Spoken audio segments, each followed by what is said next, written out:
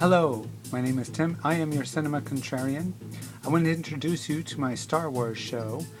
This will be the very first episode of the Star Wars show, and I want to give you a little bit of background about how I come to Star Wars, and then we'll talk about some Star Wars stuff. So, I will say that I first saw Star Wars, what is now called Episode 4, in 1977 in the movie theater when I was 9 years old, thereby missing George Lucas's target demographic by a full year, since he said the film was aimed at 10-year-old boys and I was only 9. Since then, I've seen most of the Star Wars films opening weekend, collected toys, books. I've read several of the EU tales along the way, the Han Solo trilogy, the Timothy Zahn trilogy, Shadows of the Empire, the Marvel Comics range. I'll give you a little anecdote to show you kind of how deep my fandom runs. One time in the 90s, my sister invited me over to her apartment to play Star Wars Trivial Pursuit, and I was excited to match wits with her boyfriend at the time, who was also a big Star Wars fan. And so we started the game, and I think my turn was third, and when my turn started, I also finished the game. There was not one question I came across that I couldn't answer, and my sister vowed never to play Star Wars Trivial Pursuit with me ever again, understandably. And I don't say this to brag, but simply to point out that I am an extreme Star Wars fan. And the reason I want to point that out is because despite having been a fan for so many years, my taste in Star Wars films does not run parallel with some other people who've been fans as long as I have. For example, I like the prequels. Many people my age do not like the prequels. I really like The Last Jedi, but I didn't care for The Force Awakens. So having said that, I'm going to tell you my rundown of the Star Wars films in order of preference. So like many of you, my favorite Star Wars film is Episode 5, The Empire Strikes Back. My second favorite Star Wars film is Rogue One. My third favorite Star Wars film is Episode 8, The Last Jedi. My fourth favorite Star Wars film is Episode 2, Attack of the Clones. Now, Episode 2 used to be my second favorite Star Wars film until Rogue One and Episode 8 came out, which ties into the theme of today's episode a little bit. After that, my fifth favorite is Episode 4, A New Hope. My sixth favorite is Episode 3, Revenge of the Sith. I'm losing count. After that, I like Episode 1, The Phantom Menace. After that, Episode 7, The Force Awakens. And my least favorite Star Wars film is Episode 6, Return of the Jedi. And so what I want to talk about today is why was Episode 2, Attack of the Clones, my second favorite Star Wars film for so long. And I think it comes down to really the land battle on Geonosis towards the end of the film. After the heroes have been rescued from the arena by the Jedi and the clone troopers, we quickly move out into an open field where the droids of the Separatist army are battling the clone troopers and the Jedi. And to me, it's kind of funny to say, but this is when Star Wars really became Star Wars to me. Because I always thought that the point of Star Wars was that it was the war between different star systems, not battles taking place amongst the stars, because to me that film would have been called Space Wars. But Star Wars was really, different star systems at war with one another. And the land battle in Episode 2, to me, really sold that concept for the first time. And it's kind of fitting because it's also the beginning of the Clone Wars, as Yoda so clearly states at the end of the film.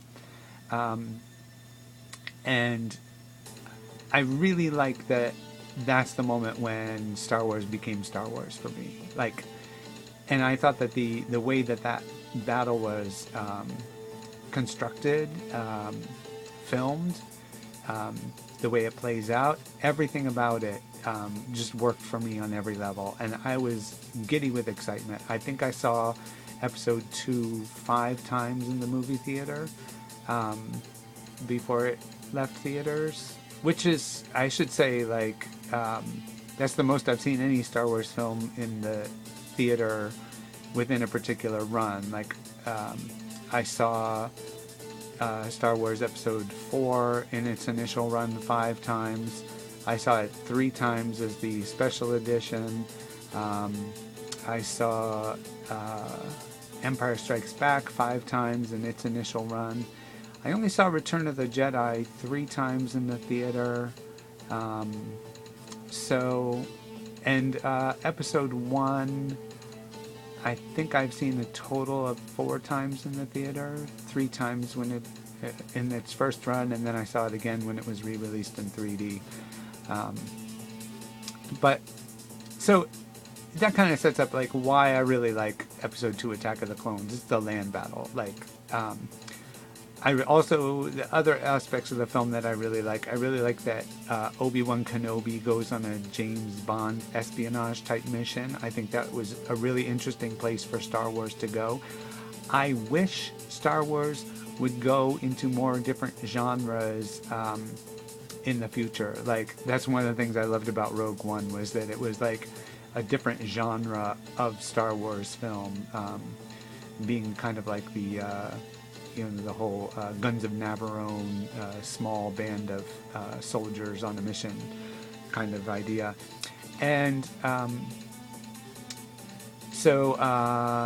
to think, I liked the city chase when Obi-Wan Kenobi and Anakin Skywalker were chasing Zam Wesell. It did go on a little bit too long for my taste, and I loved finally seeing Yoda go into action in his lightsaber battle against Count Dooku. I thought that was really, really great. Despite the fact that he's jumping around like a frog, essentially, it was so completely different from what I expected in a Yoda lightsaber battle.